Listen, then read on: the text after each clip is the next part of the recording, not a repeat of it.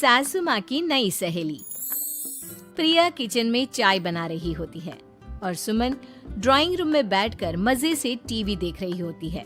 तभी दरवाजे की घंटी बजती है। प्रिया, जरा देखना तो कौन आया है। देखती हूँ मम्मी जी। प्रिया दरवाजा खोलती है तो सामने पड़ोस वाली विमला आंटी खड़ी होती है। नमस्ते आंटी जी, कैसी हैं आप? मैं तो बिल्कुल ठीक हूँ बेटा, पर तेरी सास को क्या हुआ है? आजकल कहीं दिखती ही नहीं है। जब देखो तब टीवी के आगे जमी रहती है। अंदर तो आइए आंटी।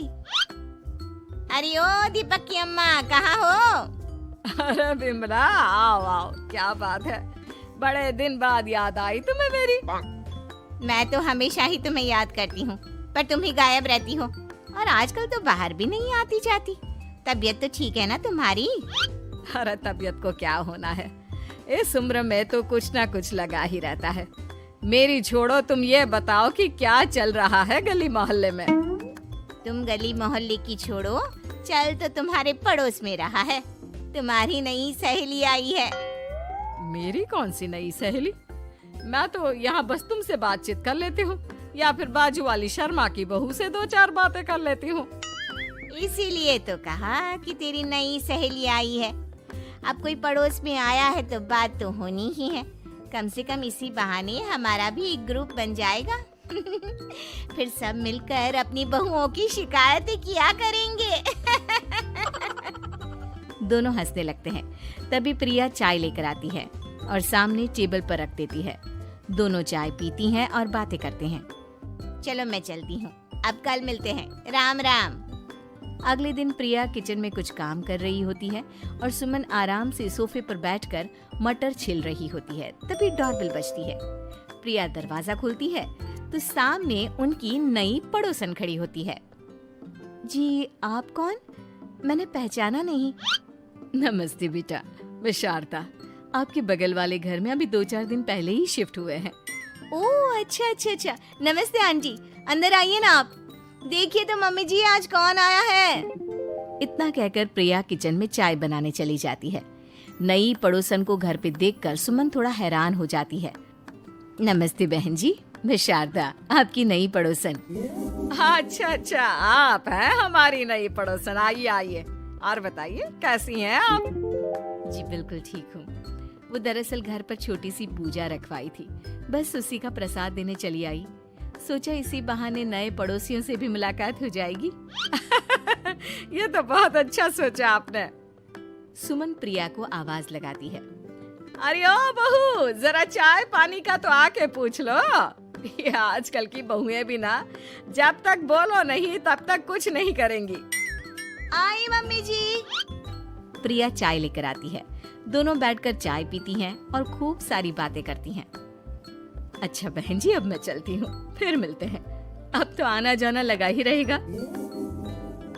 शारदा के जाने के बाद प्रिया किचन से बाहर आती है। क्या बात है मम्मी जी, आप दोनों को देखकर तो लगा ही नहीं कि पहली बार मिल रही हो। आप दोनों तो बिल्कुल बिछड़ी हुई सहेलियों की तरह बातें कर रही थी। अरे जब दो औरतें मिल जाती है ना, तो बातें अपने आप ही निकल आती है। अब तू अपने काम पर ध्यान दे, बातों पे नहीं। ऐसे ही कुछ दिन बीत जाते हैं। अब सुमन और शारदा अच्छी सहेलियां बन गई होती हैं। दोनों एक साथ मंदिर जाती, मार्केट जाती और कभी कभी तो विमला भी इनके साथ मिलकर खूब हंसी ठिठोली करती। एक शाम तीनों बैठकर सुमन के घर पर चाय पी रही होती हैं कि तभी बहुत तेज बारिश शुरू हो जाती है। सुमन जोर से प्रिया को आवाज लगाती है। प्रिया, ओ प्रिया, देख कितनी तेज बारिश हो रही है। जाके छत से सारे कपड़े ले आ, नहीं तो सब भीग जाएंगे। सुमन 2 बार आवाज लगाती है लेकिन प्रिया का कोई जवाब नहीं आता। शायद प्रिया कुछ काम कर रही है, इसीलिए कुछ जवाब नहीं दे रही। अरे काहे का काम, आराम फरमा रही होगी महारानी। तभी प्रिया बीमार हालत में अपने कमरे से बाहर निकलती है। हाँ मम्मी जी, क्या हुआ? मेरी तबीयत थोड़ी ठीक नहीं है ना, इसलिए आग लग गई। अरे सारे कपड़े भीग गए और तुझे सोने से फुर्सत नहीं है। सबके सामने सुमन के मुंह से ऐसी बातें सुनकर प्रिया उदास हो जाती है और छत से कपड़े उतारने चली जाती है। सुमन, ये क्या बात हुई? प्रिया ने बताया ना कि उसकी तबीयत ठीक नहीं, इसलिए उसकी आंख लग गई। तुम भी ना खामखा उसे सबके सामने सुना दिया। अरे आप नहीं जानती शारदा जी, कुछ बहुएं ना बहुत आलसी होती है, घर का एक काम नहीं करना चाहती। ऐसा नहीं है सुमन, तुम्हारी बहू तो बहुत प्यारी है, तुम्हारी सारी बात भी तो मानती है। हाँ सुमन, तुम प्रिया के बारे में ऐसा क्यों सोचती हो?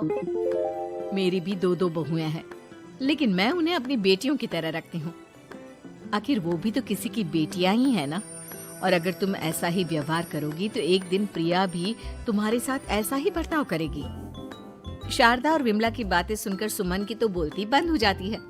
वहीं प्रिया भी बाहर से सारी बातें सुन रही होती है। अरे मैं कोई उसकी दुश्मन थोड़ी ना हूँ, मैं भी उसकी माँ हूँ, लेकिन कभी कभी सास बनना पड़ता है, नहीं तो बहुएं हाथ से निकल जाती है।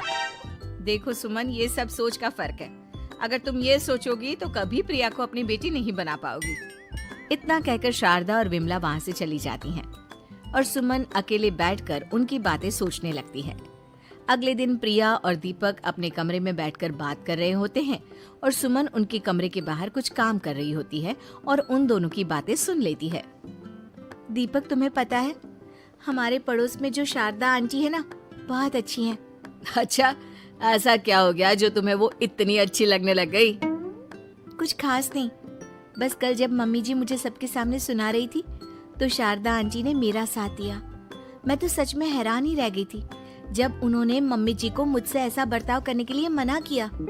अच्छा, फिर क्या हुआ?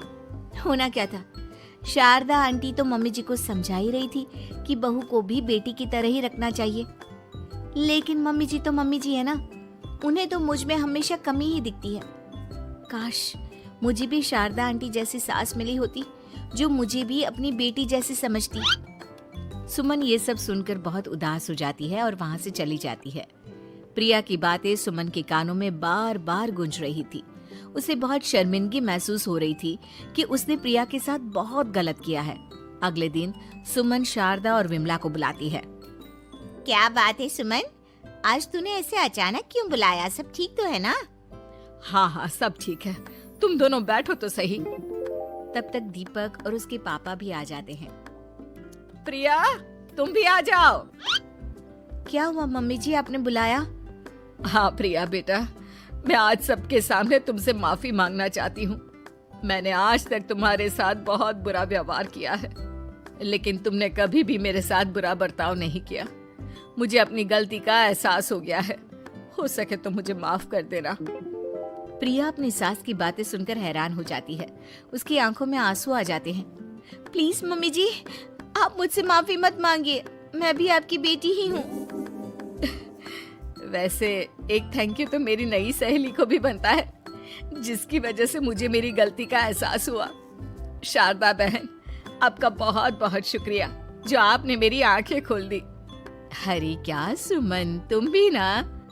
तो फिर इसी बात पर चाय और पकोड़े हो जाए? हाँ, क्यों नहीं।